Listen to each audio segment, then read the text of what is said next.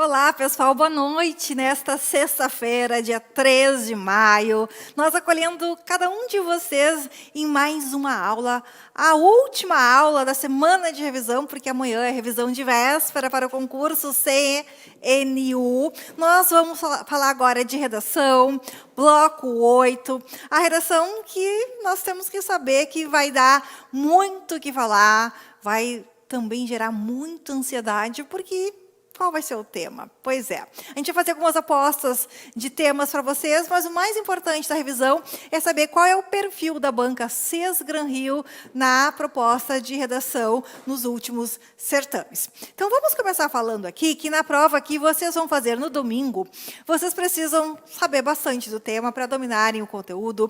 Tem que saber que essa redação vai valer 100 pontos aqui e que grande parte dessa redação vai estar associada à compreensão de vocês do tema, à informatividade que vocês vão apresentar no tema, o conjunto de dados, de reflexões acerca do tema e que tem a ver com o repertório cultural de vocês, mas também em relação à forma como vocês escrevem, justamente porque vocês terão a avaliação também da escrita do texto. E aí, é claro que a gente tem que lembrar algumas coisinhas bem importantes para vocês. Na revisão de véspera, vou retomar algumas dicas básicas. Mas hoje, aqui na aula um pouquinho mais longa, eu preciso também falar para vocês que vocês vão ser eliminados do concurso se a nota for 0. E, claro, vocês não vão tirar 0, porque vocês vão lembrar dos temas, vocês vão estar super afiados no domingo para responderem muito bem a temática que a CES Gran Rio vai apresentar para vocês. Não assinem, obviamente, nada na folha definitiva da redação. Não coloquem nenhum desenho, nenhum emoji, porque tudo isso pode ser interpretado pela banca como forma de identificação do candidato. E aí é nota 0 na redação. Nota 0, obviamente, é eliminação no concurso. Por quê? Porque a prova de redação, vocês lembram, tem caráter eliminatório e também classificatório.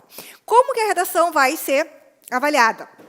Se o tema for bem abordado, e aí cuidem para vocês fazerem uma leitura adequada, obviamente, dos textos motivadores, da expressão-chave que vai anunciar o tema de redação, do tipo textual que vai ser o texto dissertativo, argumentativo, que é um texto em que vocês não vão poder simplesmente informar sobre o tema, mas vão ter que expor um ponto de vista acerca de um tema que envolve conhecimentos da atualidade, aquilo que está acontecendo no mundo, aquilo que é relevante para você, que vai ser funcionário público federal, poder se posicionar. Aqueles temas que são caros à nossa vida social contemporânea, que envolvem dados de violência, que envolvem questões associadas às mudanças climáticas, que envolvem também, por exemplo, algumas questões associadas à desigualdade social, à desigualdade de gênero, a ideia de que nós temos um país muito produtor de comida, mas que ainda nós temos muita gente morrendo de fome, enfim, aquelas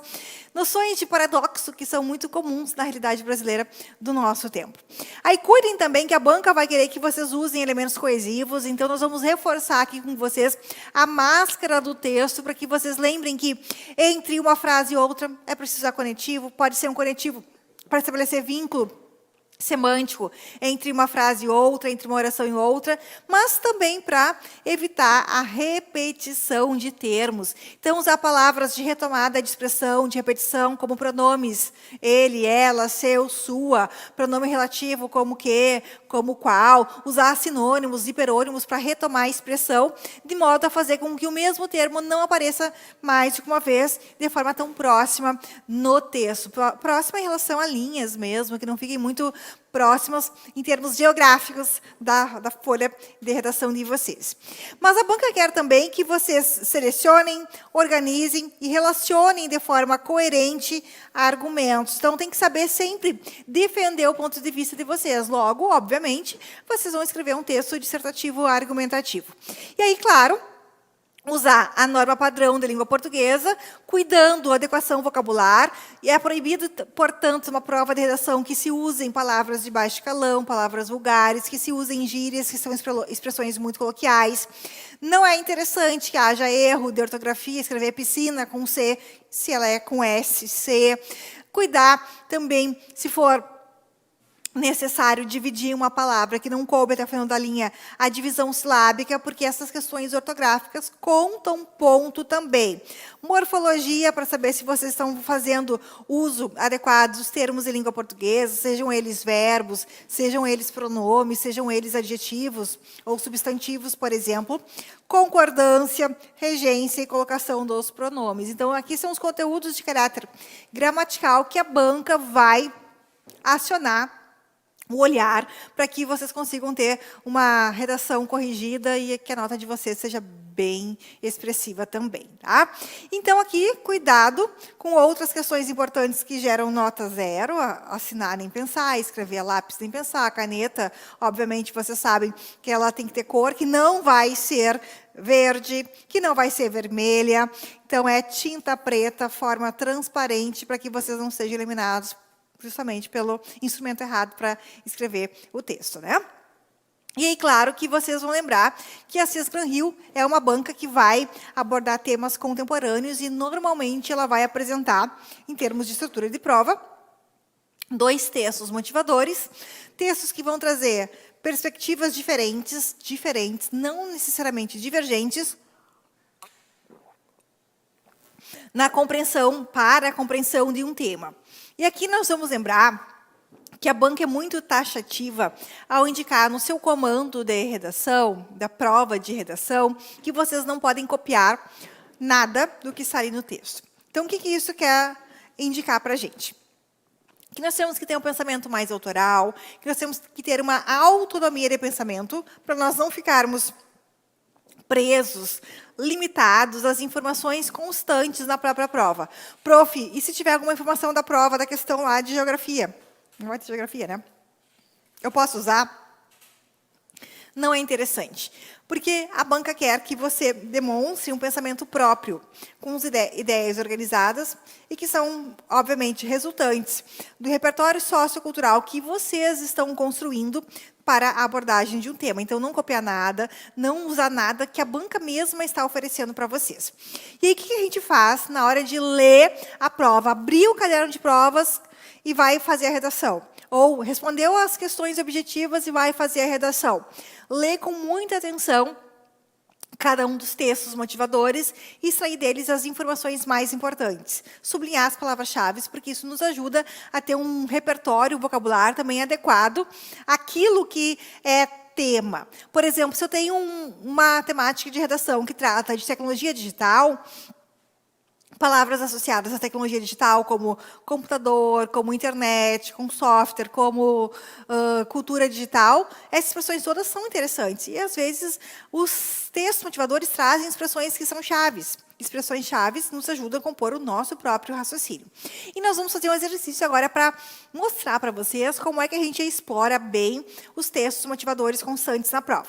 Então, vamos lá. Nessa prova aqui, para o concurso de agente comercial Banco do Brasil do ano passado, de 2023, a banca apresentou um texto da CNN Brasil, cujo título é A Pessoa com Deficiência no mercado de trabalho. Então, se é uma pessoa com deficiência no mercado de trabalho, eu tenho que já lembrar que nós temos uma regulamentação específica, que é o Estatuto da Pessoa com Deficiência, as pessoas chamadas PCDs. E mercado de trabalho, normalmente, vai envolver a ideia de que as pessoas precisam entrar e permanecer no ambiente de trabalho, tendo condições, de fato, de se tornarem bastante competitivas, de serem valorizadas, de serem respeitadas, não discriminadas, nem vítimas de algum tipo de preconceito. E aí nós vamos lá para a leitura do primeiro parágrafo, que é a única parte do texto que está aqui para nós na composição da prova de redação. Esse parágrafo diz o seguinte: um levantamento do IBGE, portanto, é um dado oficial, aponta que a inclusão da pessoa com deficiência no mercado de trabalho, então vamos falar, inclusão da pessoa com deficiência no mercado de trabalho, a entrada dela no espaço, ainda é um obstáculo. Então, nós vamos aprender que nós temos desafios de pessoas com deficiência no mercado de trabalho. E é associado à temática da inclusão. E aí, o texto vai apresentar pormenores, informações mais minuciosas acerca disso. Apenas 28,3% delas em idade de trabalhar, 14 anos ou mais de idade, se posicionam na força de trabalho brasileira, ou seja, um pouquinho mais de um quarto da população com deficiência consegue se posicionar no mercado de trabalho. Entre as pessoas sem deficiência, então nós temos um comparativo aqui, pessoas com deficiência e pessoas sem deficiência. Então, estamos falando aqui de inserção, empregabilidade delas. Entre as pessoas sem deficiência, o índice sobe para 66%. Então, as pessoas sem deficiência é 66%, enquanto as pessoas com deficiência é 28%. Então, notem aqui que nós temos mais do que o dobro da população sem deficiência conseguindo entrar no mercado de trabalho. Então, isso realmente mostra que há um obstáculo para a inclusão de pessoas com deficiência no mercado de trabalho. E aí, continuamos aqui. Quais são os fatores desse obstáculo? Por que isso, de fato, é um desafio? É isso que o texto vai nos levar a começar a pensar nessa linha de raciocínio de leitura que eu estou propondo aqui para vocês. A desigualdade também aparece no nível de escolaridade. Então, vejam aqui. Nós temos, primeiro, um dado numérico, que é o nível de escolaridade das pessoas, e depois um outro dado, que é a escolaridade. Quem será que tem maior escolaridade? Quase 68% da população com deficiência não tem instrução. Então, aqui os PCDs têm menor escolaridade. Ou possui ensino fundamental incompleto. Índice de 30,9% para pessoas sem nenhuma das deficiências investigadas. Ou seja, a escolaridade é bem maior das pessoas sem deficiência. Então, vejam. O obstáculo associado ao mercado de trabalho para as pessoas com deficiência se manifesta na quantidade e também no grau de escolaridade, que as empregadas têm grau de escolaridade menor. Então, isso nos leva a pensar que a gente deveria, por exemplo, enfrentar o desafio de como promover a escolaridade de pessoas com deficiência e como aumentar o índice de emprego delas.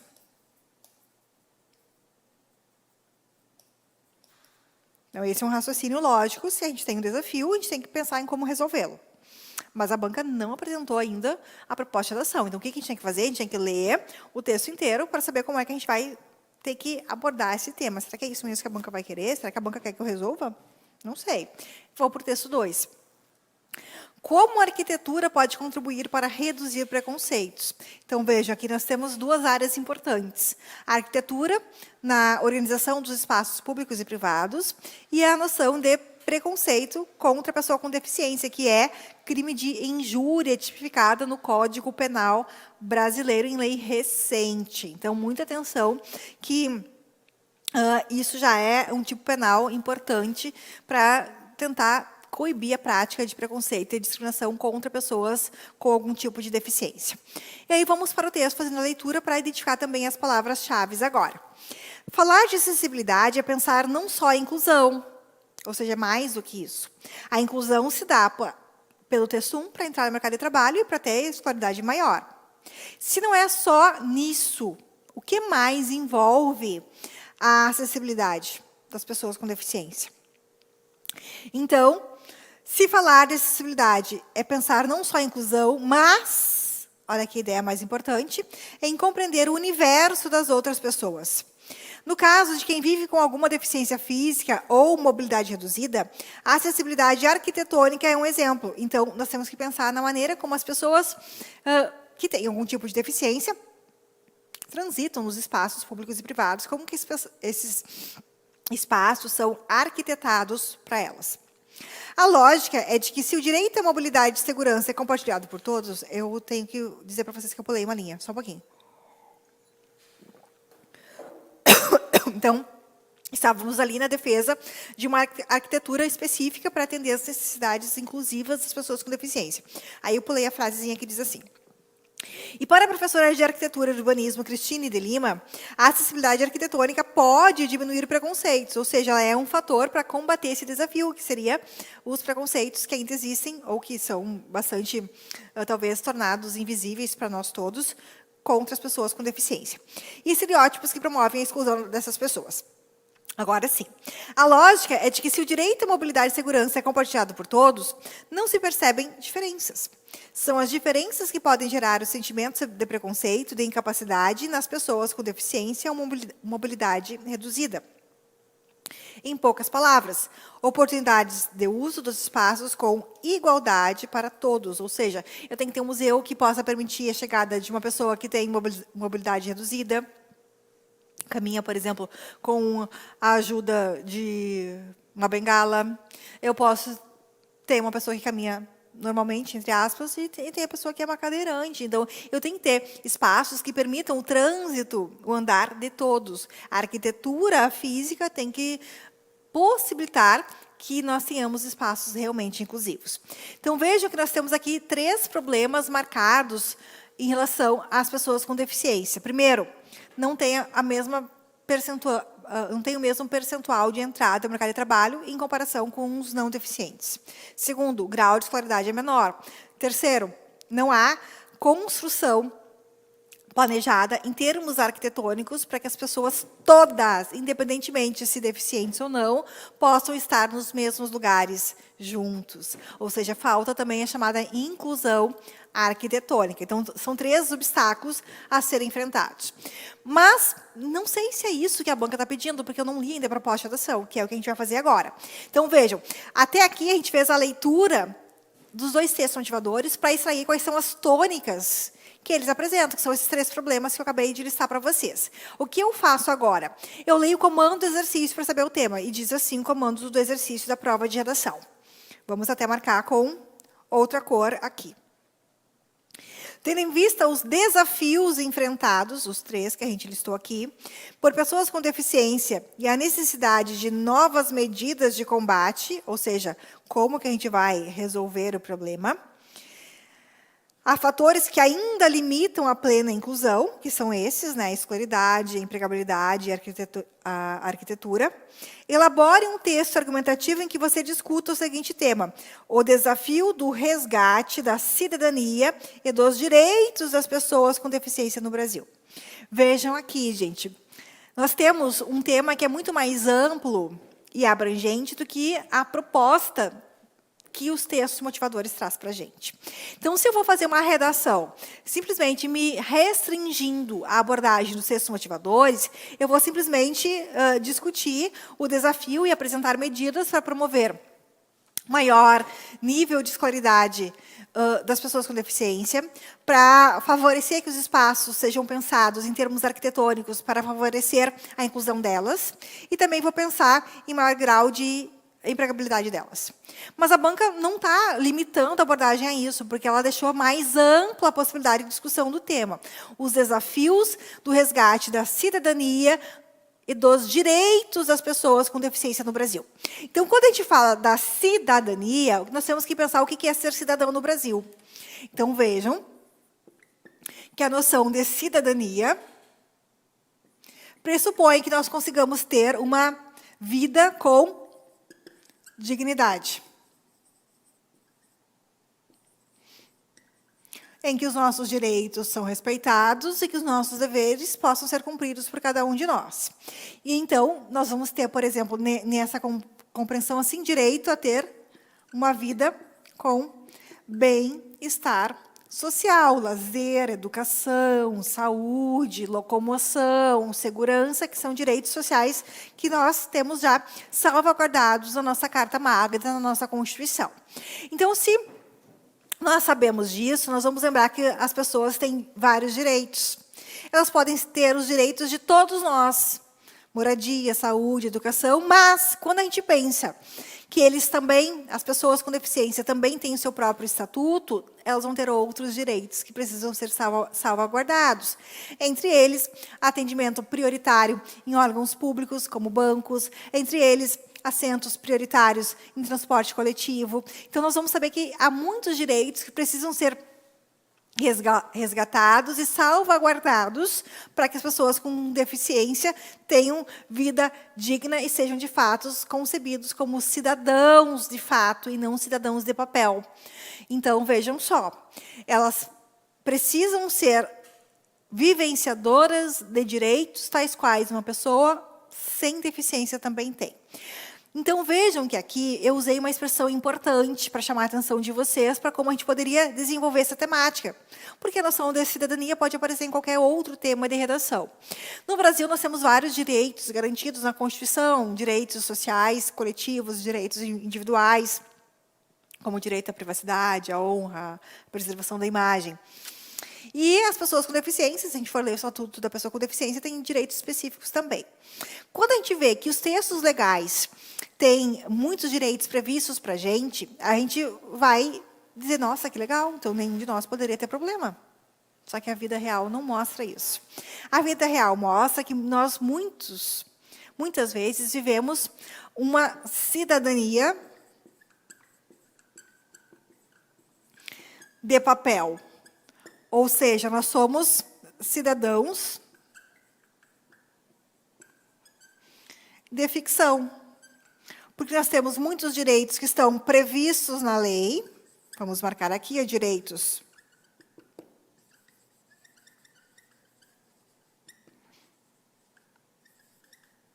mas não vivenciados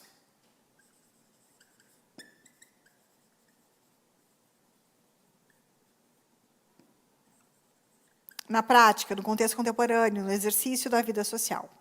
E isso está apresentado num livro de um sociólogo chamado José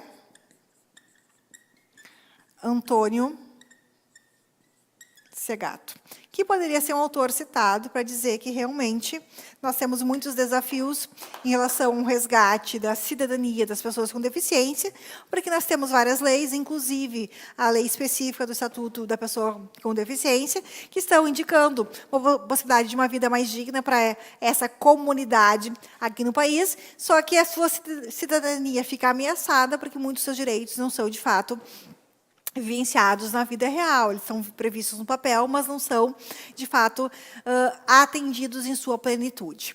Então, o desafio do resgate da cidadania, como é que a gente vai fazer com que esses direitos sejam garantidos, para que as pessoas com deficiência possam ser, de fato, tratadas e se sentirem como cidadãs reais, e não como cidadãs de ficção.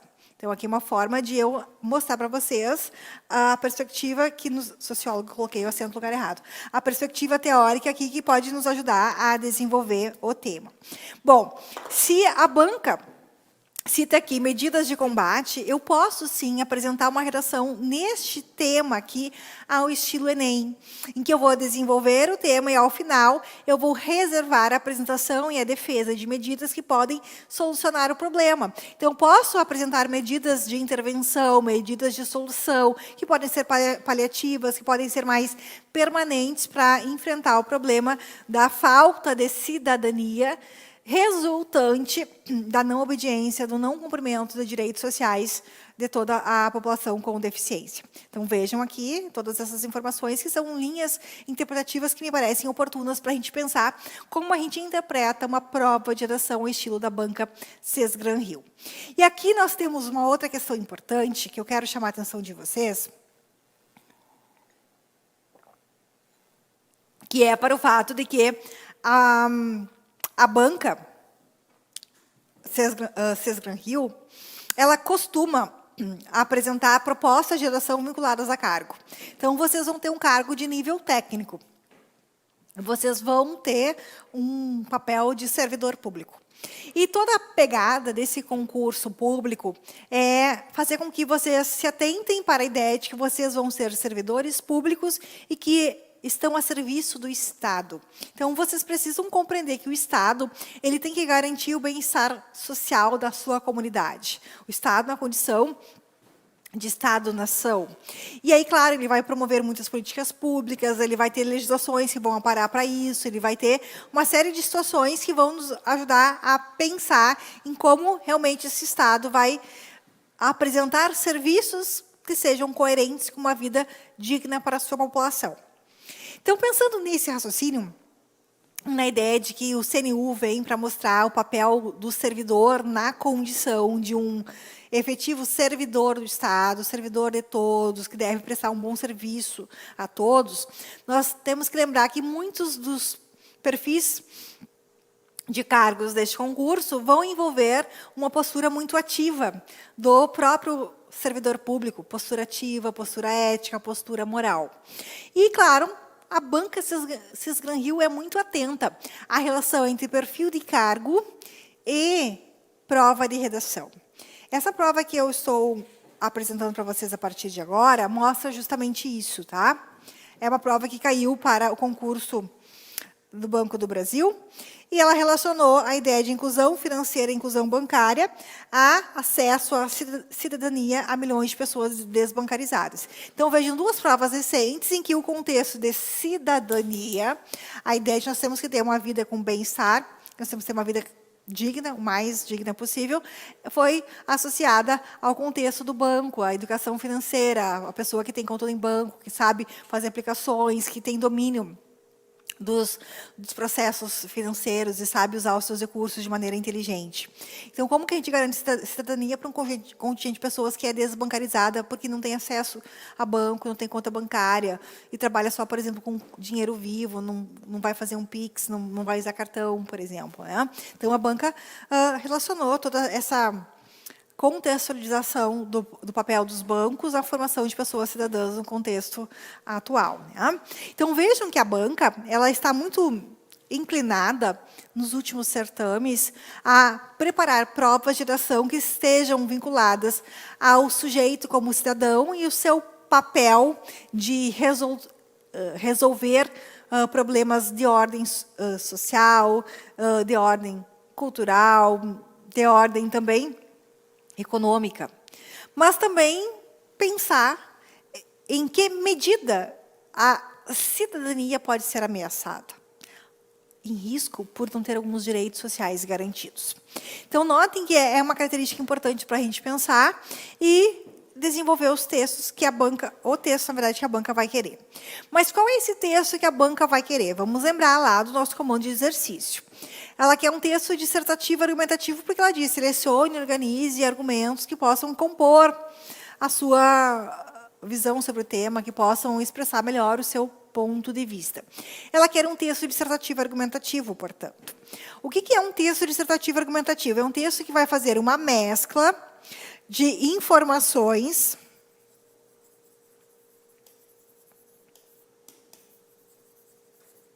sobre o tema e de defesa de ponto de vista sobre o tema.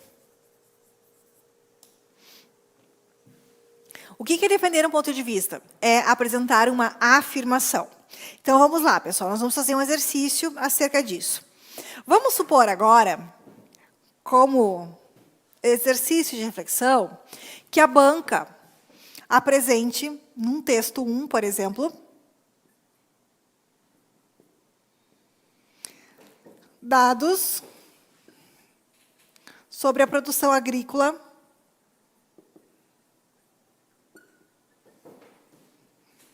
brasileira, destacando que o Brasil produz muita soja, que produz feijão, que produz uma quantidade infinita de frutas, que exporta. Tá? E que no texto 2, ela vai apresentar panorama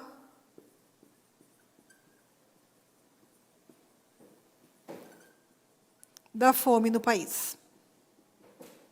Então, vejam que aqui o texto 1 nos direciona a pensar que a gente tem muita comida aqui. Se a gente tem muita comida, em tese, nenhuma pessoa brasileira morreria de fome.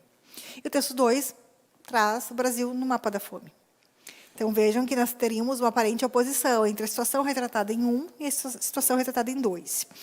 E aí, a banca vai lá e pergunta sobre, por exemplo, combate à fome e resgate a cidadania de população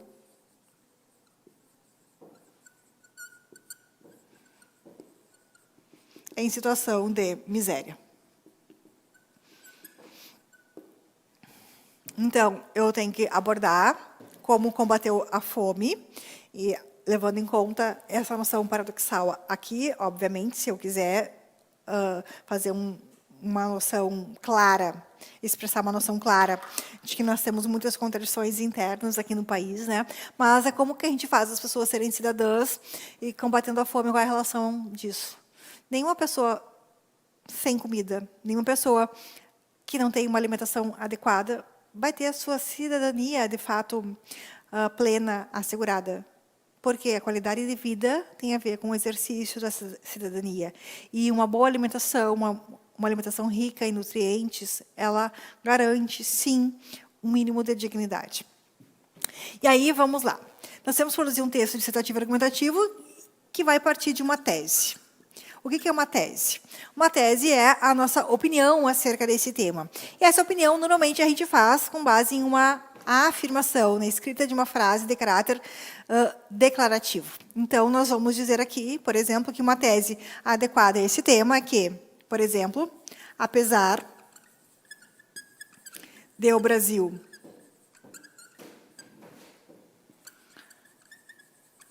produzir alimentos,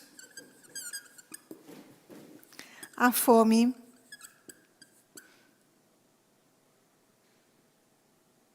é constante. Se eu achar que isso é uma tese, eu vou ter que rever um pouquinho dos conceitos. Por quê? A tese, ela não pode ser simplesmente uma declaração de cunho informativo. Apesar de o Brasil produzir alimentos, a fome é constante. A informação, ela é simplesmente uma leitura de dado, mas não é uma opinião. Porque isso aqui é só uma constatação. Então, vejam que nós não temos aqui uma tese adequada. Então, o que eu tenho que fazer? Eu tenho que ajustar isso. Por que eu estou marcando isso como importante para vocês? Porque um dos critérios mais importantes do planejamento da escrita de um texto dissertativo argumentativo é eu ter clareza do que é a tese. A tese é emissão de opinião acerca do tema. É uma reflexão crítica, pessoal, autônoma, acerca da situação, problema que o tema está me levando a refletir. Então, não é simplesmente uma reprodução de cunho informativo, isso aqui não é tese, isso aqui é uma constatação. Constatação a gente usa para contextualizar o tema, não para tese. Então, a tese ela tem que ser um pouco mais robusta, mas ela também vai aparecer numa frase declarativa, que eu vou ajustar agora aqui para vocês. Tá? Então, apesar de o Brasil produzir alimentos, e aí já vou botar minha reflexão.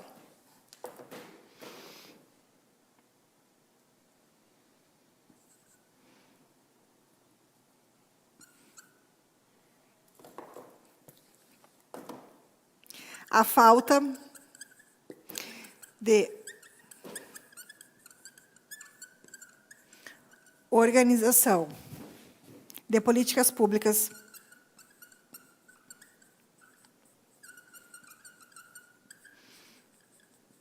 para combater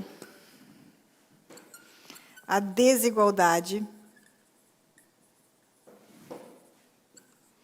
na distribuição de comida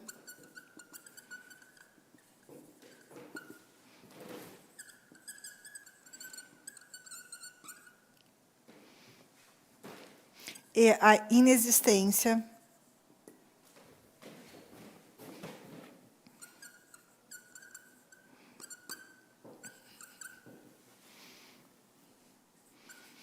de clamor coletivo para erradicação do quadro de fome,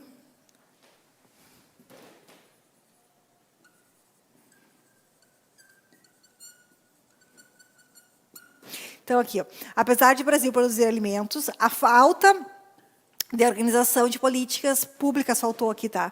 De políticas públicas para combater a desigualdade na distribuição de comida e a inexistência de clamor coletivo para a erradicação do quadro de fome no país,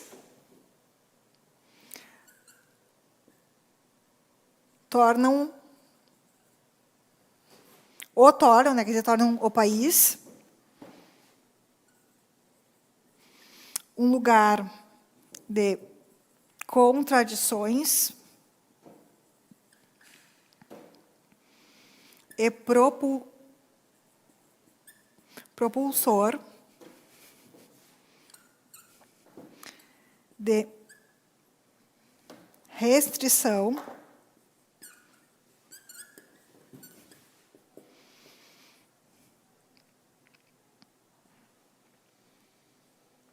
da cidadania. Agora eu já tenho uma opinião. Ou seja, se eu tivesse um país que tivesse políticas públicas para combater a desigualdade na distribuição de comida, fazer com que realmente as pessoas em situação de vulnerabilidade possam ter alguma atividade para receberem comida, os produtores sejam incentivados a vender ou a estimular também o consumo e venda interna e não externa, nós teríamos mais gente sem passar fome, nós teríamos mais pessoas saindo do mundo da miséria. Da mesma forma, se houvesse mais clamor coletivo para acabar com a fome, se houvesse realmente manifestação nas ruas para que nenhuma pessoa mais morresse sem ter o que comer, num país que bota comida fora, num país em que desperdiça também comida em restaurante, em mercados, por falta de educação alimentar também nas próprias casas de cada uma das nossas famílias brasileiras, que nem sempre conseguem aproveitar bem os alimentos, nós fazemos com que realmente muitas pessoas morram de fome. Então, vejam que a ideia aqui é atribuir a dois fatores, falta de políticas públicas e falta de clamor coletivo, de manifestação para combate à fome, que fazem com que a gente tenha esse acesso restrito à cidadania. Então, vejam aqui, gente, que nós temos que usar sempre as palavras-chave do tema da redação, combate à fome, miséria, cidadania. Então, a cidadania é restrita aqui no Brasil, porque nós temos um quadro de fome aqui que tem paralelo com a falta de políticas públicas e de falta de consciência coletiva para tornar essa reivindicação de comida para todo mundo mais interessante. Então, notem que aqui, e real e necessária, né, nós vamos ter um senso crítico sendo elaborado. Eu consigo expor um juízo de valor sobre isso. Então, é isso que a gente precisa apresentar na introdução.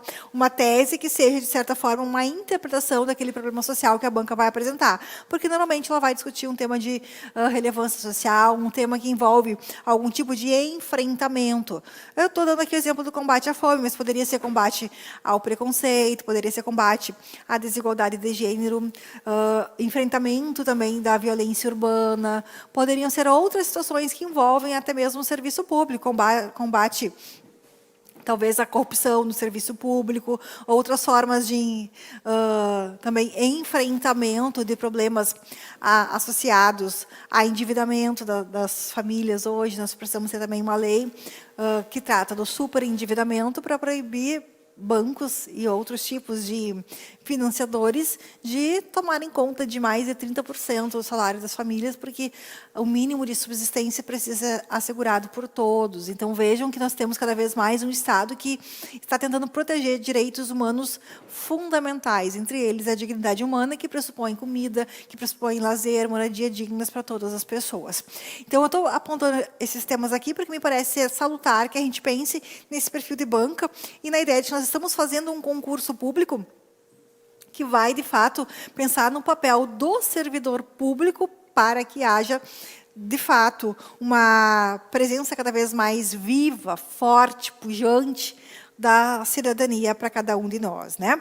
E aí lembrar que vai título não, pessoal, o edital não indicou título, apenas vai haver título se na prova de redação de vocês houver algum pedido para que isso ocorra. Nas provas de redação da CES Gran Rio, que eu observei nos últimos concursos que ela organizou com prova de redação, não havia isso, tá?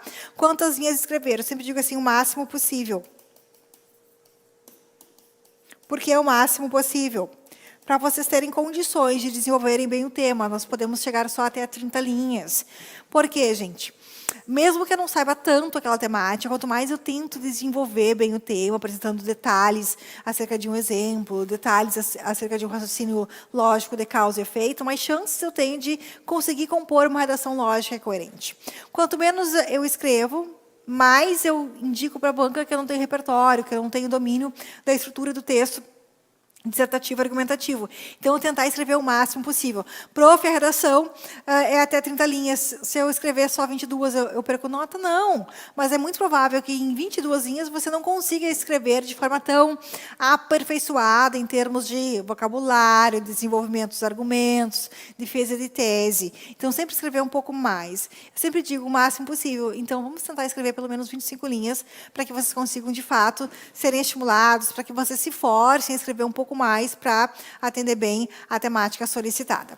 E aí, como são os temas? Eu já dei aqui umas diretrizes para vocês, que a banca gosta de temas que tenham a ver com problemas sociais, com temáticas associadas à cidadania, à resolução ou enfrentamento de problemas. E aí, depois eu vou fechar, claro, a nossa aula, indicando algumas apostas que, para mim, são bem importantes. O que indica a fuga de tema? Que vai aqui, ó, fuga de tema vai gerar nota 0 na redação. Por exemplo, aqui, gente. Se a redação fosse combate à fome, resgate à cidadania, só escrevesse sobre combate à miséria, eu estaria fugindo do tema. Porque é combate à fome. Miséria é muito mais amplo do que fome. Miséria envolve aspectos muito mais fortes. Não é só não ter comida, né? Miséria é não ter dignidade, é não ter onde morar, é não ter acesso à escola. A condição de miséria é muito mais ampla. Se eu escrevesse só sobre miséria, estaria fugindo do tema. Mas eu também posso ter desconto de nota se eu tangenciar o tema, que é quando eu pego só uma parte do tema. Por exemplo, se eu só discutisse o combate à fome e esquecesse de vincular o combate à fome ao resgate da cidadania.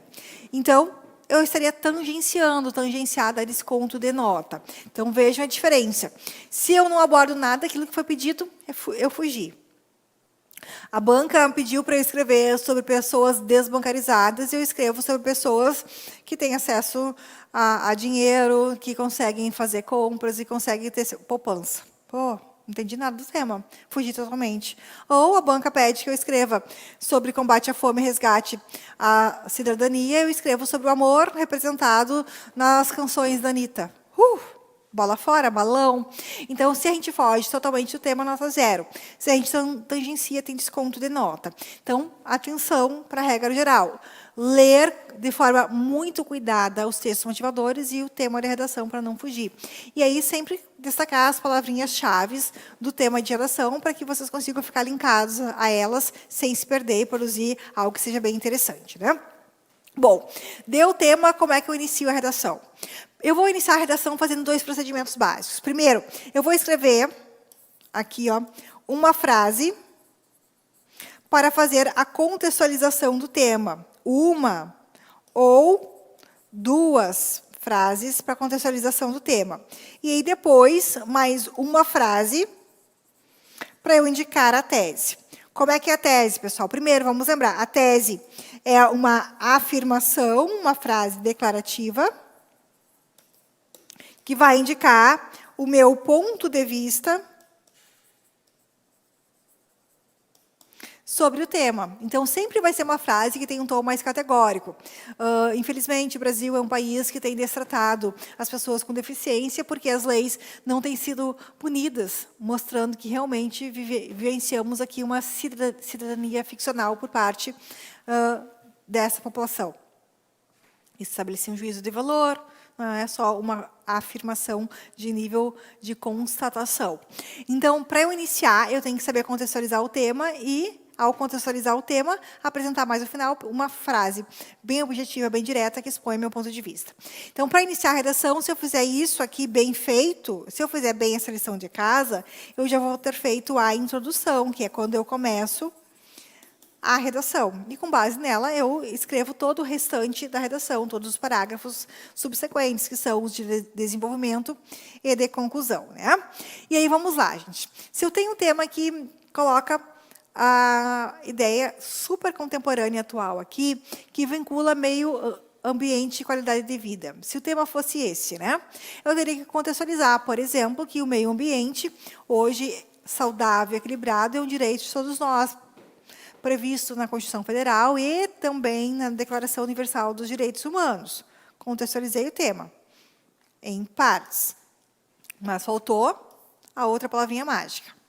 Diante disso, é inegável que o cuidado com o ecossistema pode garantir maior qualidade de vida a toda a população, do presente e do futuro. Contextualizei o tema. Mas eu só informei. O que eu tenho que fazer agora? Eu vou ter que apresentar mais uma frase para indicar o que eu penso sobre esse tema. Considerando isso, é imprescindível que haja ações coletivas e também estatais para que o meio ambiente seja efetivamente protegido e que as pessoas possam ter aumento da expectativa de vida, maior possibilidade de viver sem doenças, tendo-se assim o direito a um bem-estar social. Ou seja, estou vinculando aqui a qualidade de vida ao cuidado, à proteção do meio ambiente. Então, vejam que, na hora de começar a estruturar a minha introdução, eu tenho que fazer a contextualização do tema e, obviamente, vinculando as palavrinhas super importantes que vão aparecer na proposta temática aqui, que vão ter que estar também na frase da tese, para mostrar que não estou fugindo do tema, ok? Então, vamos lá, gente. Vamos observar se aqui está certinho que eu escrevi, porque eu escrevi uma redação inteira para mostrar para vocês. Então, vejam só. Toda vez que eu começo uma redação, eu tenho que lembrar que eu tenho que introduzir o tema. E a gente já viu o que tem que aparecer na introdução do tema. Depois, eu tenho que apresentar o desenvolvimento do tema. E, por fim, eu tenho que apresentar a conclusão. Então, desenvolvimento vão ser, pelo menos, 2 argumentos para a defesa de uma tese. Então, eu tenho aqui o tema e a tese e os argumentos que vão ser usados para defender a tese. A conclusão, normalmente, é uma reafirmação da tese, uma proposta de enfrentamento do problema, se assim for possível, de acordo com o tema, tá? Porque nem todo tema de redação vai solicitar alguma medida de enfrentamento de um tema-problema. Talvez a banca não vá fazer isso, né? Ela tem feito isso nos últimos certames, mas a gente não sabe se no CNU ela não vai nos surpreender. Então, a gente tem que aguardar muito, tá? Porque nem toda proposta de redação vai nos possibilitar escrever ao estilo Enem. Resolve o problema no final, né? E aí, vamos ver se essa redação aqui vai atender esses critérios importantes que a gente acabou de ver, que é a estrutura da redação. Introdução, desenvolvimento, conclusão. Então, vamos lá. Introdução agora. Será que ela tem contextualização do tema? Será que ela tem tese vinculando as 2 palavrinhas mágicas, preservação do meio ambiente e qualidade de vida? É isso que a gente vai ter que analisar agora. Então, em países signatários da Declaração Universal dos Direitos Humanos, como o Brasil, é comum haver discussões sobre a necessidade de preservação do meio ambiente para que todos os cidadãos possam usufruir de um direito fundamental, o de viver em um contexto sadio em termos de ecossistema. No entanto, descaso de parte da sociedade, iniciativa privada e Estado para com o meio ambiente, esse descaso coloca em risco a qualidade de vida da população, situação que precisa ser mitigada para evitar maiores problemas futuros. Então, vejam que, sim, houve uma vinculação entre meio ambiente e qualidade de vida e houve um posicionamento. Eu preciso enfrentar essa situação, ou seja, ela precisa ser mitigada para que nós não tenhamos problemas futuros. Quais vão ser esses problemas futuros? Não sabemos, mas temos que saber justificar, na sequência, por que essa situação precisa ser mitigada. Por quê? Porque sempre deve haver uma coerência, uma lógica de continuidade entre aquilo que nós apresentamos como tese na introdução e aquilo que nós usamos como argumentação na sequência do texto. Então, vejam, que eu poderia provar ou apresentar como exemplo, ou como citação, ou como um dado concreto, para provar que a qualidade de vida fica comprometida se não cuidar do meio ambiente. Posso dar exemplo? Se, por exemplo, a gente permitir queimadas, a gente vai ter um ar mais poluído. Quanto mais poluído for o ar, menor vai ser a nossa qualidade de vida. Outro ponto importante, se a gente continuar permitindo desmatamento das nossas árvores, nós vamos ter desequilíbrio do ecossistema. Isso vai acarretar também que a gente talvez não tenha tanta comida, que a gente não tenha fauna, flora preservadas, enfim, muitas outras consequências negativas para a nossa vida no planeta. Se a gente não investir, por exemplo, em uso de energias renováveis, vai haver algum momento em que o combustível fóssil, por exemplo, vai ficar acabado, extinto. E aí, o que a gente vai fazer? Então, para a gente prevenir problemas futuros, a gente tem que enfrentar com urgência o problema da falta de cuidado efetivo com o meio ambiente. Tá? E aí nós vamos ver se aquela tese que nós acabamos de ler ali, ela vai estar suficientemente provada na sequência do texto, que é o desenvolvimento. Nós lembramos lá, no início da nossa aula, que a redação será avaliada pelo uso também de elementos coesivos. Então, eu sempre tenho que cuidar na passagem de um parágrafo para o outro se há elemento coesivo. E os elementos coesivos eles vão aparecer dentro dos parágrafos também. Então, eu quero marcar para vocês com vermelho aqui as palavras que são elementos coesivos. Tá? Por exemplo, aqui, ó, no entanto, é um elemento que liga a frase 1 à frase 2. Para ligar o parágrafo 1 ao 2, nós temos sob esse viés. Tá? Então, sob esse viés, dá sequência à linha de raciocínio proposta no primeiro parágrafo. É oportuno registrar que, entre os diferentes modos de não cuidar adequadamente do meio ambiente, estão a ausência de descarte adequado de lixo, desmatamento, construção em áreas impróprias, poluição provocada por empresas, produção alimentícia incrementada pelo uso de agrotóxicos, legislação de proteção ambiental não cumprida, que geram problemas de saúde que afetam o modo de viver das pessoas. Então, aqui nós temos exemplos de não cuidado com o meio ambiente, que vão interferir na qualidade de vida. Exemplificação é uma forma super tranquila de nós estabelecermos um raciocínio adequado para desenvolver um tema. Tá? Estas, ou seja, as pessoas, olha aqui o elemento coesivo aqui, ficam cada vez mais vulneráveis a doenças, ou seja, nós vamos ter aqui as consequências a vida das pessoas pelo mau cuidado com o meio ambiente. Vão ter doenças, como ocorre quando há enchentes ou quando consomem produtos contaminados ou vivem perto de indústrias poluidoras de ar, por exemplo. Logo, olha o raciocínio sendo fechado aqui num exemplo de parágrafo padrão, fica claro o qual é necessário tomar medidas sociais, empresariais e estatais para preservar o meio ambiente, por conseguinte, aqui é preservar, tá? Para preservar o meio ambiente e, por conseguinte, a qualidade de vida da população. Se eu preciso apresentar medidas, o que eu vou esperar na sequência? Quais medidas? Porque o texto todo tem que ser articulado de modo coerente. Então, em tese, a próxima forma de argumentação é a exposição de medidas a serem defendidas para a gente cuidar bem do meio ambiente. Então, além disso, considera-se que é necessário preservar o meio ambiente e o planeta por ser o único espaço habitável aos seres humanos. De acordo com Leonardo Boff, que é um estudioso do meio ambiente, então nós temos aqui um argumento por citação, um argumento de autoridade, o caráter predador do processo industrialista desde o século XIX tem agravado a ameaça ao futuro do planeta e ao meio ambiente, o que instiga ainda mais a proposição de medidas de contenção ao descuido com matas, mares, solos, separação de lixo e contaminação de áreas por meio, por exemplo, de exploração de recursos naturais como minerais. Nesse sentido, olha aqui o link entre uma partezinha e outra. Para que o meio ambiente seja de fato saudável e equilibrado, políticas públicas de contenção de maus tratos ao meio ambiente precisam ser executadas, assim como é necessário haver cumprimento da legislação de proteção ambiental para, olha aqui, ó, para evitar que a ação humana desajustada possa comprometer o meio ambiente e a qualidade de vida das futuras gerações. Ou seja, aqui foram dados exemplos de medidas estando, portanto, coerente este desenvolvimento com o argumento 2 em relação ao argumento 1. Tá? O que eu tenho que fazer? Fechar o texto agora.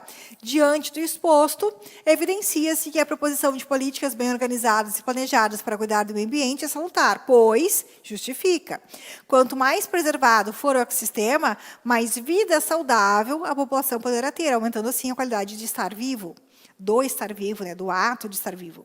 Logo, olha o conectivo aqui, para que essa qualidade de vida seja real, é preciso que o meio ambiente seja tratado com respeito, cuidado e responsabilidade, o que implica senso de atenção coletiva ao meio ambiente, punição, mais medidas aqui, ó, de solução e intervenção. Punição a quem o agride e educação para que todos possam aprender a preservar a terra para ter qualidade de vida nela nos tempos presente e futuro. Então, veja agora aqui, ficou fechada a redação. Então, notem que essa redação aqui ela tem coesão, ela tem coerência. E a gente até pode discutir se os argumentos são bons ou não, se eles poderiam ser mais bem desenvolvidos ou não. Mas o que me interessa agora aqui é que vocês anotem a necessidade de ter um fio condutor que vai marcar justamente a introdução como a tese a ser perseguida nos parágrafos do meio, que são os parágrafos 2 e 3, e que vai haver um fecho também para essa organização lógica aqui da redação. Então, vejam aqui, gente. Nós temos que sempre pensar se aquele nosso rascunho, se esse nosso raciocínio inicial, ele está, de fato, sendo estruturado na forma de uma redação dissertativa argumentativa, que tem que ter, pelo menos, um parágrafo de introdução, 2 parágrafos, de desenvolvimento,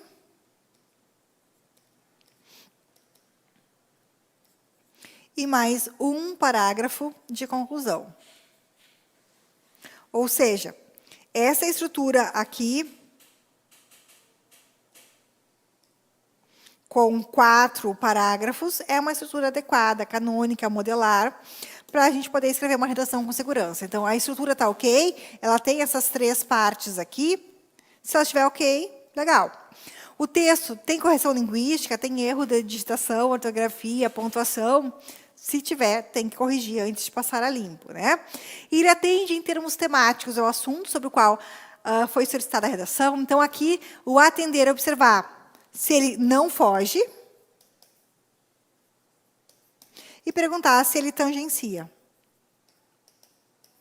Porque se ele não fugir, a nota ok. Se ele fugir, a nota 0. Se tangenciar, vai ter um belo desconto de nota.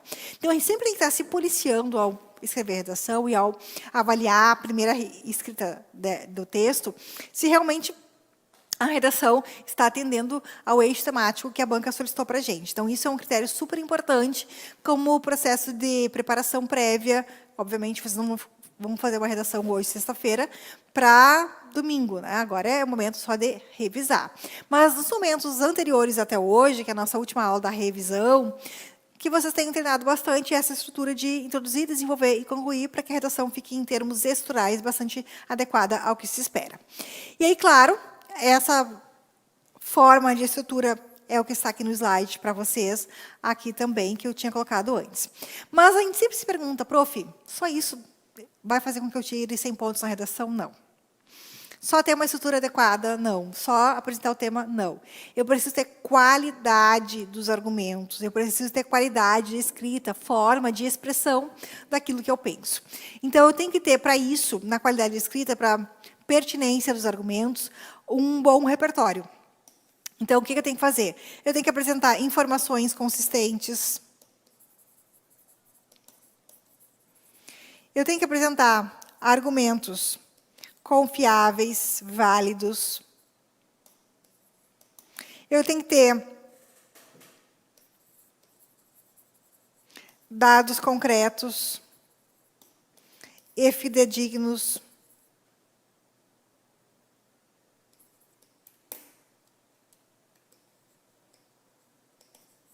sobre o tema, para que realmente a seleção e organização de informações e argumentos seja coerente com aquilo que se espera de um candidato para nomear, né?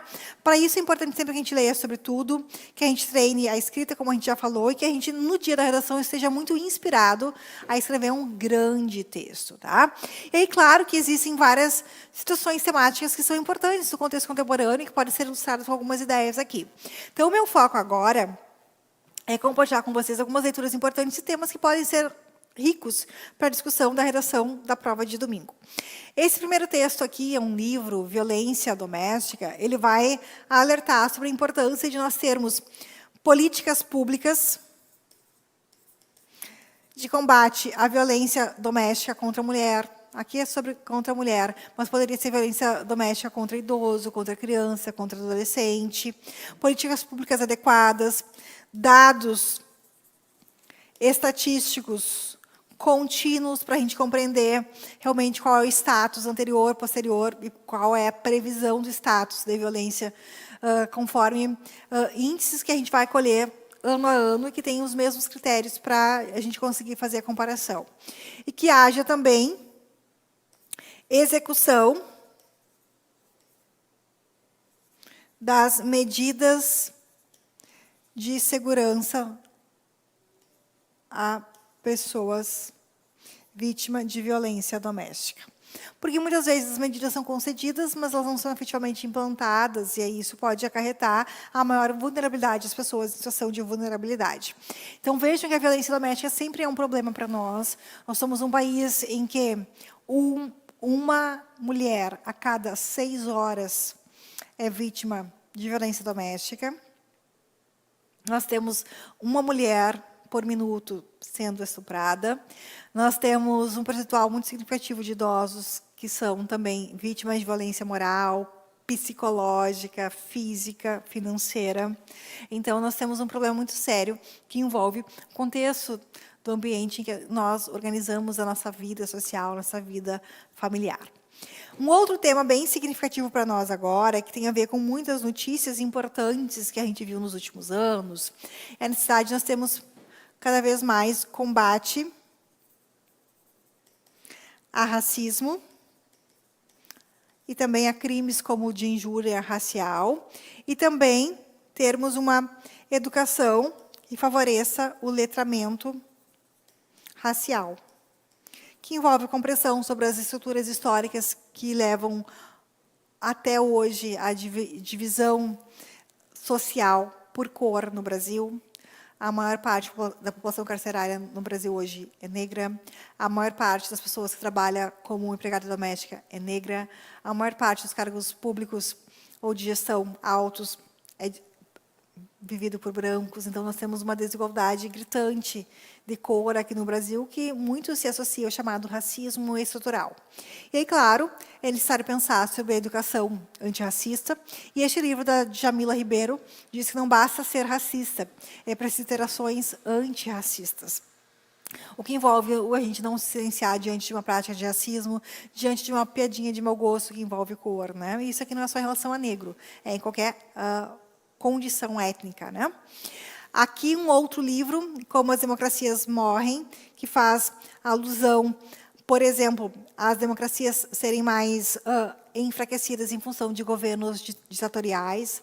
Vamos pensar o exemplo da Venezuela, Cuba, China, que não nem é uma democracia, né, é um comunismo.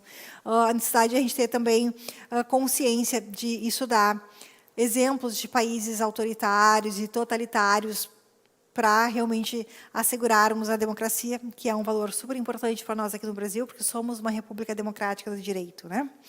O próximo livro aqui, que é de um historiador israelense chamado Yuval Harari, vai apontar sobre algumas lições importantes para a gente viver o século XXI, que é o tempo de agora. Entre as reflexões apontadas está a relação super importante entre tecnologia e mercado de trabalho, a emergência do que ele chama de pessoas inúteis, porque vão ficar sem espaço por não terem mais as suas funções necessárias no contexto de vida social. Acho muito interessante a gente pensar sobre isso, porque nós estamos vivendo um estado enquanto nação mesmo, que se aproxima de ser um estado digital, que grande parte dos bens e serviços vão ser conseguidos, requeridos e até mesmo assegurados por algum tipo de processamento eletrônico. Então, vejam, as perícias, muitas vezes, na época da pandemia, foram feitas de forma online. A gente vai solicitar um documento assinado de forma digital pelo site do Gov. A gente vai fazer uma audiência num fórum de forma digital. A gente vai assinar documentos de forma digital também, sem ser do Gov, pode ser qualquer outro recurso tecnológico. Mas nós temos tecnologias que também estão sendo desenvolvidas não só para facilitar o acesso a bens e serviços, mas para executar serviços que até então eram feitos sob a forma humana, sobre a inteligência humana. E aí o autor dá um exemplo que eu acho muito significativo para a gente pensar o nosso tempo também. Ele diz que no século XIX, século XVIII, o principal instrumento, veículo de locomoção, eram as charretes, que eram puxadas por cavalos e eram dirigidas por motoristas de charretes que sabiam manejar os animais, montar equipamento para fazer o deslocamento das pessoas. Com a invenção do veículo automotor, o motorista de charrete perdeu espaço no mercado de trabalho e se tornou uma pessoa inútil, obsoleta. O que foi possibilitado a ele? Ou ele aprendia uma nova carreira, desenvolvia novas habilidades e competências, ou ele ia viver o ostracismo. E aí o autor vai dizer que no século XXI nós estamos vivendo uma nova era de assistirmos a desaparecimento de algumas carreiras e surgimento de várias outras. Então, talvez uma criança que esteja nascendo em 2024, quando ela se tornar adulta, ela vai ter uma profissão que a gente nem sabe que existe hoje. Porque não existe hoje, que a gente nem imagina que vai existir.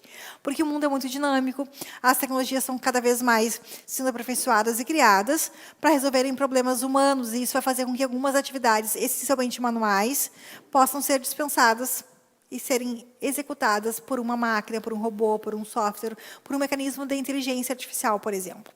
Então, um dos alertas que ele traz neste livro é para a gente pensar como a gente vai absorver essa nova realidade, como a gente vai se preparar para a possibilidade de as nossas carreiras serem extintas por serem funções que podem ser realizadas de maneira automatizada. O que vocês pensam sobre isso? Como é que a gente equilibra também o nascimento de pessoas com esse mercado de trabalho que pode ou não ter mais retração?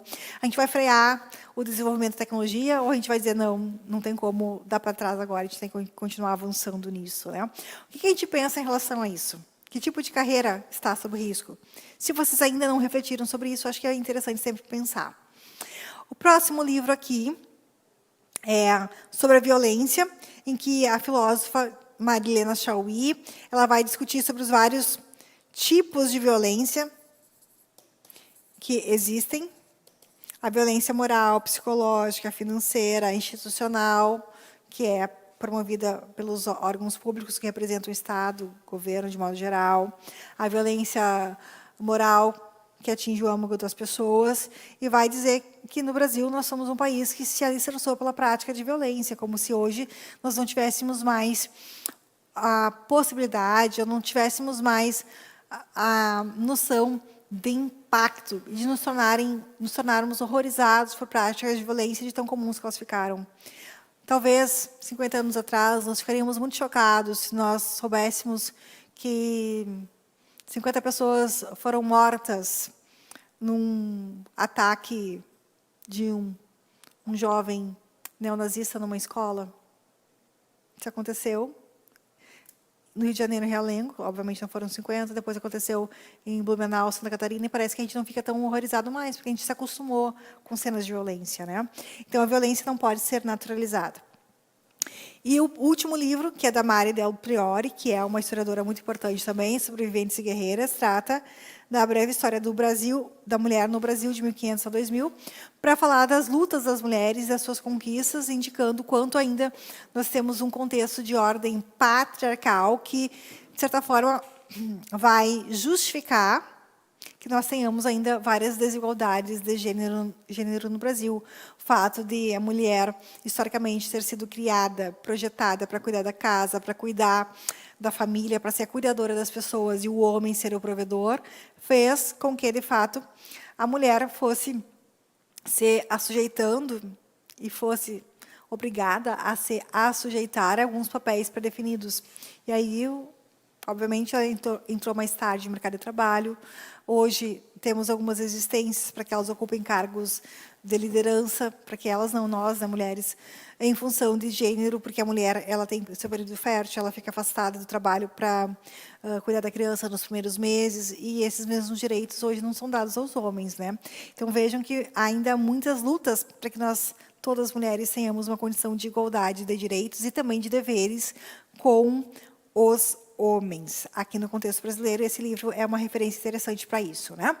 Mas eu quero destacar nos nossos últimos minutos, depois que eu já falei da estrutura de redação, que eu já falei para vocês de observação, de que não deve aparecer na introdução, que são aquelas teses mal construídas, que têm caráter mais informativo, dissertativo, do que, de fato, opinativo.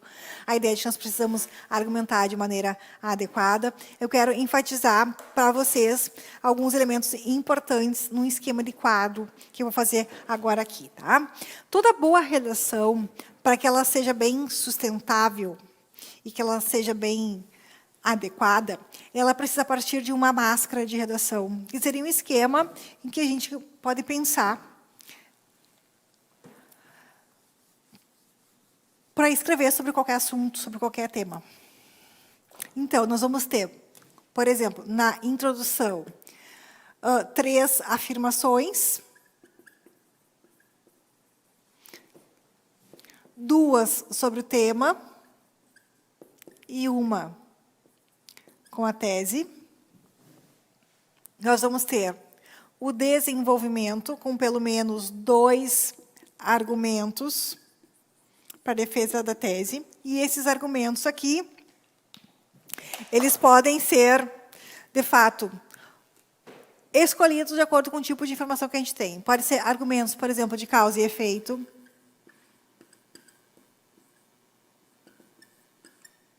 Ficou feio isso aqui, mas vamos lá. Exemplificação. Pode ser de comparação. Pode ser de citação de uma autoridade no campo do conhecimento que vai nos ajudar a pensar o tema. Pode ser de dados concretos.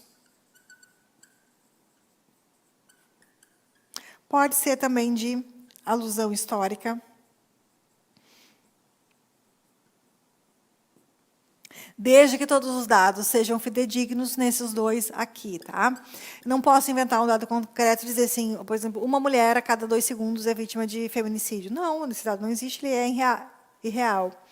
A alusão histórica, se eu souber o fato de verdade, né, com dados bem precisos, e vincular esse dado histórico à compreensão ou a desenvolvimento do tema e comprovação de tese.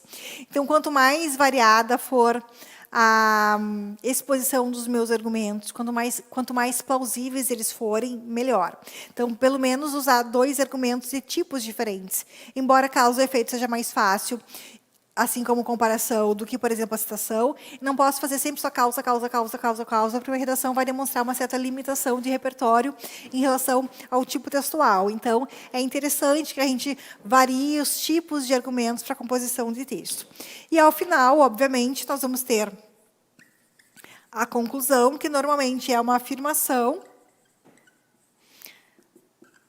síntese, resumo da tese, ou uma proposta de intervenção para solucionar um dado problema. Tá? Então, aqui nós vamos ver essas 2 situações aqui diferentes que eu posso optar de acordo com o tipo de tema que a banca vai apresentar.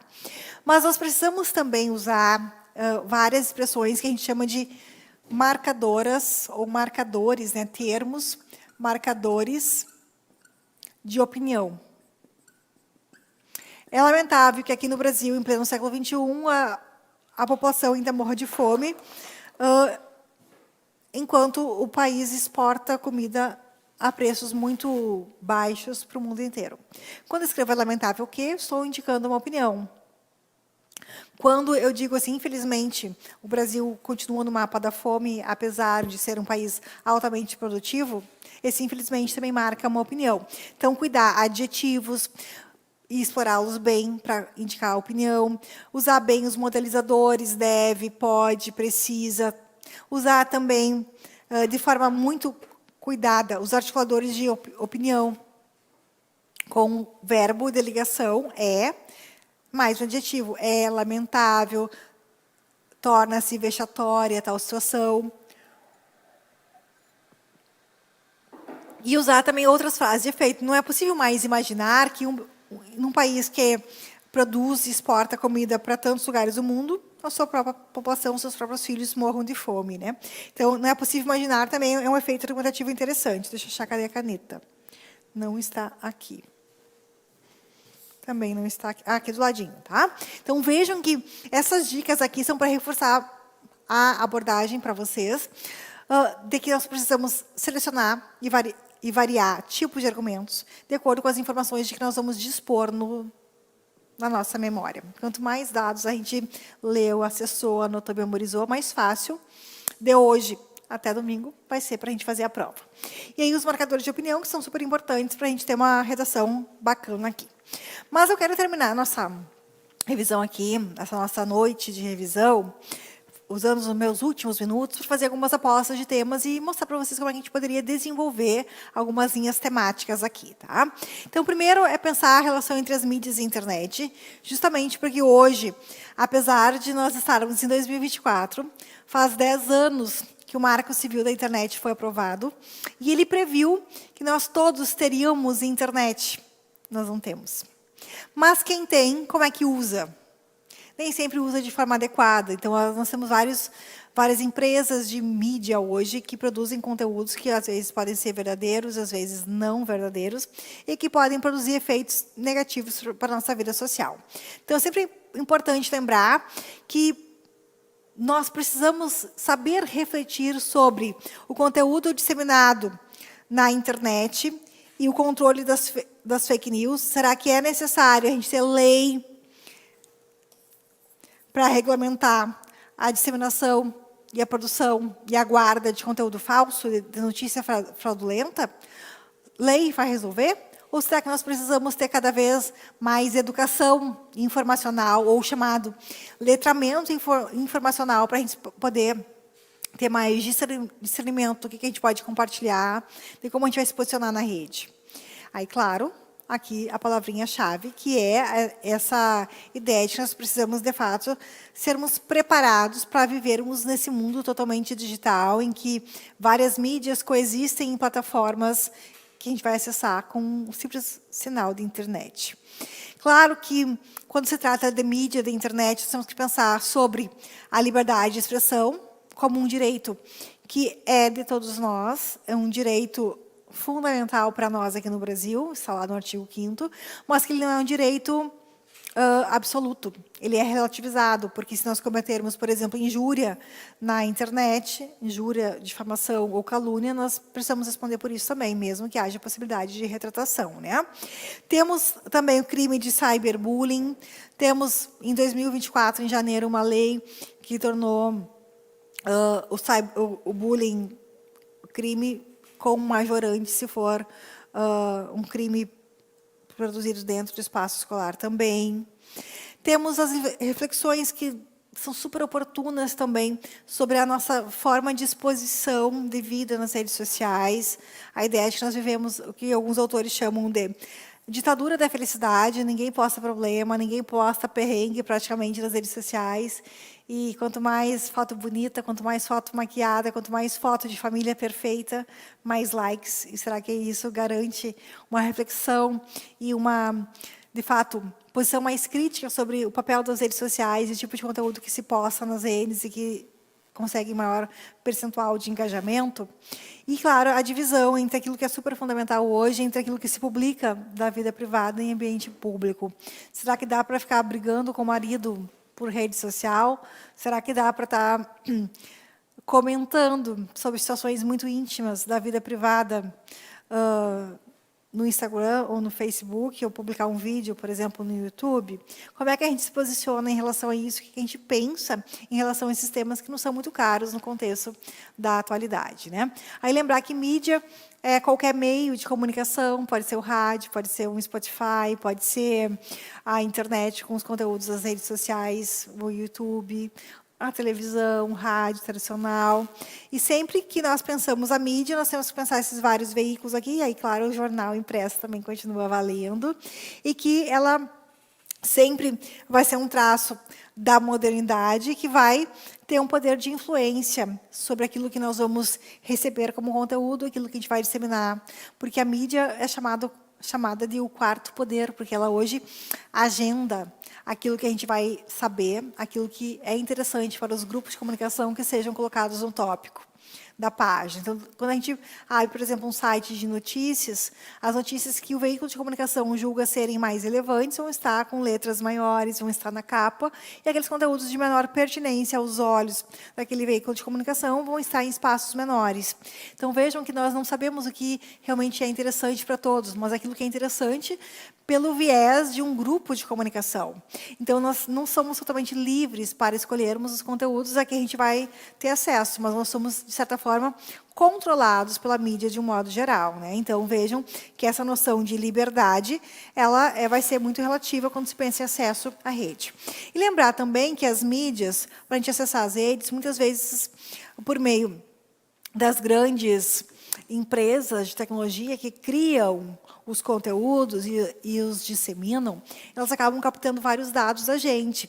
Então, muitas vezes, a gente pode estar exposto a algum tipo de crime, ou algum tipo de identificação de perfil, que pode mudar a forma de conteúdos que vão ser acionados para nós. Então, não é à toa que a gente recebe alguns tipos de publicidade e outras pessoas que convivem com a gente recebem temas totalmente diversos. Porque tem a ver com o mapeamento que o algoritmo faz em relação aos nossos desejos, às nossas buscas de conteúdo e informação, né? Então, qual é o papel dessa mídia hoje na sociedade? Será que ela influencia a nossa forma de se comportar, de pensar, de interagir com as pessoas? Será que hoje nós somos mais livres ou nós estamos cada vez mais controlados? O que vocês pensam em relação a isso? Eu acho que é muito importante de começar a ser apontado por cada um de nós, né? E aí nós temos um grande sociólogo, já falecido, que foi o Zygmunt Bauman, que escreveu muito sobre a forma de nós estabelecermos relações no contexto da modernidade, que ele chamou de modernidade líquida, e no contexto da modernidade líquida tudo é fluido, né? Nós não temos prazeres que vão ser permanentes, não vão ser objetivos de vida que vão ser para sempre, a gente vai trabalhar talvez na mesma empresa até morrer. Então, nesse contexto de liquidez, de amor líquido também, ele escreveu e se preocupou com as redes sociais. E ele disse o seguinte, que as mídias sociais, como Instagram, Facebook, qualquer outra rede social, não ensinam a dialogar porque é muito fácil evitar a controvérsia, porque nós criamos a ideia de que hoje está disseminado como a vivência em bolhas. Sai da tua bolha. Quer dizer, eu não consigo mais conviver com diferentes. Se uma pessoa pensa diferente de mim, eu brigo, eu bloqueio, eu deixo de seguir. Mais ou menos esse raciocínio contemporâneo. Então, as bolhas sociais fazem com que a gente fique muito melindrado, muito limitado a um tipo específico de comportamento, de visão temática, de linha de raciocínio, de posicionamento ideológico. Isso pode ser muito perverso para o desenvolvimento humano também, porque nós vamos ter muitas bolhas. E se as bolhas não conseguem conversar entre si, a possibilidade de a gente ter discursos cada vez mais belicosos, ações cada vez mais hostis entre grupos, vai ser maior. Então, a cultura da paz fica muito ameaçada quando a gente pensa o comportamento das bolhas nas redes sociais, né? E aí, um outro eixo temático importante, que eu já comentei ao falar sobre o livro do Harari, é a relação entre a tecnologia e o mundo do trabalho, que tem a ver justamente com o avanço das tecnologias, com o desenvolvimento das formas múltiplas de inteligência artificial, que fazem com que muitos trabalhos humanos possam ser feitos de forma mais rápida, de forma talvez muito mais precisa, do que com a força humana. Eu quero dar 2 exemplos importantes para nós.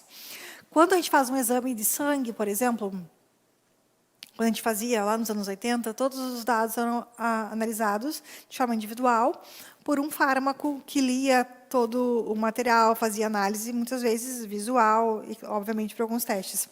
Hoje, talvez essa análise do fármaco é de revisão, porque nós temos programas que vão fazer a leitura de exames de forma muito mais rápida e vão prever também diagnósticos de forma muito mais precisa. Então, talvez algumas profissões, não estou dizendo que é de fármaco, possam ser diminuídas em termos de possibilidade de vagas em razão do desenvolvimento tecnológico que favorece a ampliação de alguns serviços como esse. Se nós formos pensar, por exemplo, na distribuição de produtos que a gente compra via internet, os Correios faziam um trabalho muito importante.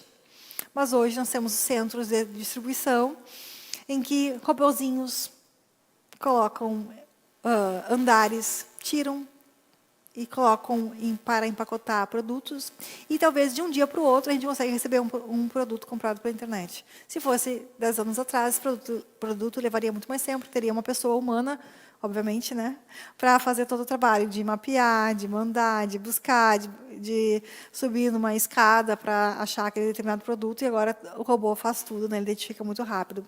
A Amazon faz isso também nos vários centros de distribuição desses produtos aqui no Brasil, né?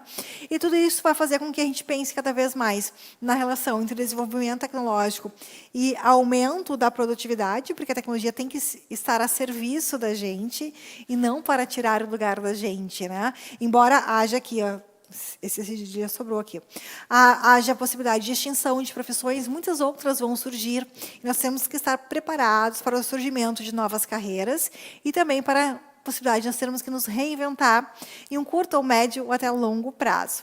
Então, o futuro do mercado de trabalho hoje passa pela perspectiva do desenvolvimento tecnológico, que é aquilo que eu falei para vocês. Talvez a criança que esteja nascendo hoje vai ter uma profissão que a gente nem sabe qual será, porque muitas coisas vão surgir, muitos novos fenômenos vão desafiar também a criação de novas carreiras e novas profissões e extinção de outras, né? Então, lembrar que a tecnologia afeta, obviamente, as relações de trabalho, a forma de organização e gerenciamento das empresas e também a nossa vida diária. Tanto é que a gente hoje parece não viver sem celular, ele quase virou uma extensão do nosso corpo, por assim dizer, né? E aí, claro que o mundo de trabalho está em constante mutação, que o progresso tecnológico vai favorecer o desenvolvimento das empresas e também de profissionais, que é sempre preciso verificar quais são os grandes avanços, os benefícios que as invenções tecnológicas produzem ou possibilitam para a nossa vida diária, para a nossa vida pessoal e profissional, e quais são os desafios que ela nos impõe também, né? Aqui lembrar que a evolução ela é natural ao longo da humanidade, a gente já viu vários processos tecnológicos serem criados. Nós começamos a escrever com caneta, antes tinha até o papiro, né, e a caneta com a tinta em pena.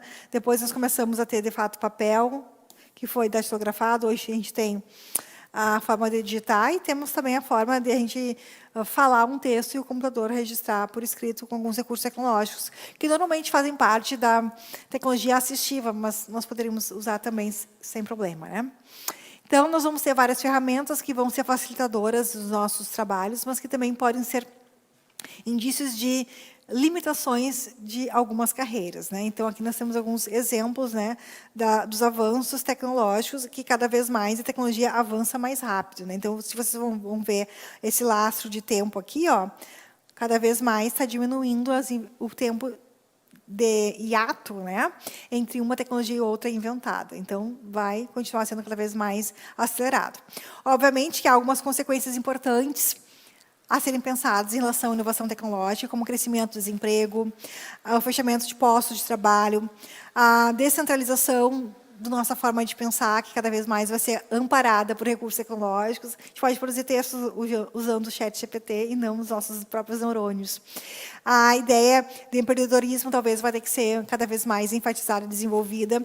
A informalização no ambiente de trabalho também, porque não vai ter, talvez, possibilidade de CLT para todo mundo, justamente porque a tecnologia vai cumprir algumas funções, né? E aí a pergunta é, realmente, nós vamos ter menos pessoas empregadas? Vamos ter que diminuir a mão de obra humana? E o que vamos fazer com as pessoas que aqui estão, né? E aí, claro, nós temos alguns dados que mostram aqui profissões que estariam em risco. em alguns contextos. A necessidade de a gente pensar também na formação qualificada para a gente enfrentar esse mundo de forma otimista e não desesperadora. A flexibilidade que as tecnologias podem nos ofertar para a busca de qualidade de vida, trabalhar em casa, ou trabalhar sendo monitorado por meios tecnológicos, né? A pessoa vai saber do outro lado da tela se a gente está usando o software de uma empresa ou não, né? As novas competências que vão ser requeridas para nós também, né? E aí, claro, que isso vai fazer com que a gente tenha que cada vez mais ser crítico em relação aos rumos que o mercado de trabalho está tomando quando se pensa a adoção das tecnologias e a importância delas, inclusive, para a administração pública, né? E aí, claro, há várias outras informações que estão nos nossos materiais para vocês, mas, em função do tempo, eu quero avançar para uma outra abordagem temática que me parece bem importante, que é a relação entre violência e sociedade. Nós temos, hoje, vários tipos de violência e várias políticas públicas de enfrentamento da violência aqui no Brasil, reivindicando o papel tanto da sociedade quanto do Estado para a diminuição dos índices de violência, e o que pressupõe, obviamente, uma prática até mesmo curricular de educação contra a violência e em prol também da chamada cultura de paz. Aqui nós temos os vários tipos de violência que existem, a violência criminal, a violência estrutural, a institucional, que é provocada, por exemplo, pelo Estado, por meio de seus agentes públicos, policiais, professores, a violência interpessoal, intrafamiliar, a auto-infligida, que é a automutilação, a racial, de gênero, contra deficientes, contra idosos também, né? Lembrar que hoje nós temos sistemas de proteção a esses grupos em situação de vulnerabilidade, que são pessoas que estão, talvez, em maioria quantitativa, mas que são minorizadas socialmente, né? E aí, óbvio que nós temos várias causas da violência social, entre elas a desigualdade, o desemprego, a fome, a miséria, um Estado que é insuficiente, as questões culturais, econômicas, históricas, e isso tem gerado muitas consequências, como a exclusão social, aumento da criminalidade, baixo desenvolvimento humano, baixo desenvolvimento do próprio país, a própria banalização ou naturalização da violência e também desajustes no seio familiar, né, no contexto da vida doméstica, né? E aí lembrar que nós temos, segundo a autora aqui, ó, Sandra Pellegrini, caso haja um tema semelhante a este na prova de domingo de vocês, a ideia de que no Brasil nós vivemos uma violência que é constitutiva. Desde que nós nos entendemos como país, nós temos práticas de violência, que começou até antes do país ser Brasil, com o processo colonizatório, né? Todo o processo de dizimação dos povos indígenas, de violência contra a cultura dos nossos povos originários, o processo de escravidão, Estado Novo, ditadura, a violência urbana que nós temos hoje, e outras várias formas de violência que mostram que realmente nós somos um país que precisa pensar sobre como evitar essa prática contínua de violência, e o que nós podemos fazer para o nosso país ser um país mais interessante para se viver, né? Aqui outras citações importantes, e uma ênfase especial, no meu ponto de vista, a grupos que estão em situação de vulnerabilidade social, como crianças, os povos originários, os idosos, as pessoas em situação de rua, a população preta, as mulheres, moradores de comunidades, de favelas, né? E muita atenção aqui aos povos originários. Acho que um tema bem relevante, que já caiu numa outra banca, que foi a Sebrasp, é em relação às tribos Yanomami. Nós tivemos, 2 anos atrás, uma grande crise humanitária que atingiu essas comunidades indígenas. Nós estamos em 2024 e nós temos a volta das pessoas que querem explorar essas reservas indígenas. Temos ainda grau de miséria e desnutrição bastante alta. Então, me parece que pensar os povos originários é uma questão super importante, porque esse governo, na apresentação do edital do CNU, veio com umas temáticas muito, muito, muito voltadas à defesa de grupos em situação de vulnerabilidade. Eu já vi essa grande parte dos conteúdos programáticos que envolvem políticas públicas para assegurar direitos a migrantes, a comunidade LGBT, quilombolas, negros, indígenas. Então, muita atenção aqui para os povos originários, para as pessoas que vivem em situação de rua e não são moradores de rua, atenção para o termo correto. A população preta, idosos também, o estado do idoso já tem mais de 20 anos, e ainda nós temos pessoas que não estão preparadas para uma situação que, para nós, está batendo a porta. Nós vamos nos tornar um país de cabelos brancos, porque nós estamos aumentando muito progressivamente o número de pessoas mais experientes em relação ao número de pessoas mais jovens. Então, como é que a gente está preparando a arquitetura dos nossos espaços, no sistema de saúde, no sistema cultural, para acolher essa população que vai estar cada vez, talvez, mais vulnerável em termos físicos, mais experiente, e talvez vai ficar fora da vida social, porque vai estar em asilos, muitas vezes abandonada pela sua família, querendo trabalhar, não tendo espaço no mercado de trabalho também. Como é que a gente equaciona todos esses dados? Eu acho que é algo bem importante para a gente pensar também, né? Situação das mulheres, a gente já comentou, violência doméstica, desigualdade salarial. As crianças, tivemos vários crimes cometidos contra crianças, que nos levam também a pensar na importância de um Estado mais protetor desses sujeitos que vão ser o futuro do nosso país, né? E aí lembrar que nós temos várias medidas que instituem a proteção à criança, lei específica sobre a proteção em relação a abuso sexual, exploração infantil, né? E por fim, aqui para encerrar, nós temos que falar do racismo no Brasil. Lembrando que nós temos conceito de racismo estrutural, os vários tipos de racismo também. As políticas públicas de combate ao racismo, preconceito, discriminação, injúria racial e também a necessidade de letramento racial, que é uma forma de construção educativa, de consciência para respeito a todos os povos de diferentes etnias. Né? Lembrar que o conceito de raça também é uma ficção, é uma invenção. Né? Tivemos a lei de 1989, que definiu os crimes de preconceito de raça ou de cor. Né? Temos o crime de racismo, que se diferencia do crime de injúria racial. E temos várias campanhas para denunciar racismo, né? Racismo faz mal à saúde, denuncie e ligue 136, programa do governo federal, para a gente ficar alerta, né? E aí lembrar que nós temos uma relação muito direta entre racismo e gênero.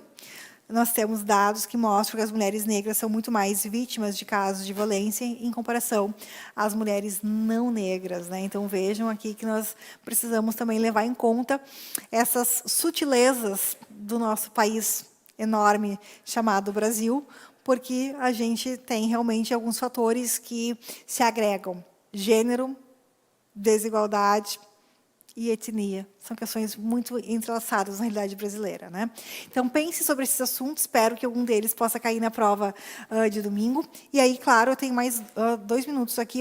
Pensar a desigualdade social e as mudanças climáticas, os efeitos da desigualdade social, que normalmente as mudanças climáticas afetam as populações em maior situação de vulnerabilidade, as pessoas que vivem em favelas. E quanto mais houver mudança climática que resulta em enchente, em super calor, que a gente está vivendo aqui no Brasil, no mundo inteiro de modo geral, em terremotos, mais desigualdade social a gente vai ter. Isso tem ocasionado também algumas migrações de pessoas que não vão viver em terras áridas e querem espaços onde é possível produzir, a migração de pessoas de regiões desérticas para regiões mais produtivas, pessoas que não querem viver no calorão para viver em regiões onde há uma temperatura mais amena. Né? Então, como pensar as mudanças climáticas e nosso papel como cidadão para termos um mundo mais ameno em termos de temperatura e menos suscetível a desastres, por exemplo, de caráter ambiental. Tudo isso tem a ver com o nosso clima e com a agenda da ONU, que tem a ver justamente com o combate a toda essa instabilização decorrente de algumas ações humanas, entre elas a poluição, a exploração inadequada de recursos naturais. Eu espero que essa nossa abordagem da redação, do perfil da banca para a própria redação, a estrutura da redação e essas apostas que temos aqui, ajudem vocês a pensar que domingo vai ser o dia D da aprovação de vocês e que a redação vai ser um tema que não vai surpreender nenhum de vocês. Esse é o meu desejo. Quero agradecer a todos vocês por estarem com a gente nessa sexta-feira, a última noite de revisão. Amanhã de manhã a gente encontra vocês na revisão de véspera. Eu quero saber quem é que vai estar ligado comigo, porque nós vamos ter revisão também de redação no turno da tarde. Abraço carinhoso para vocês. Descansem agora, porque amanhã a gente vai estar junto de novo.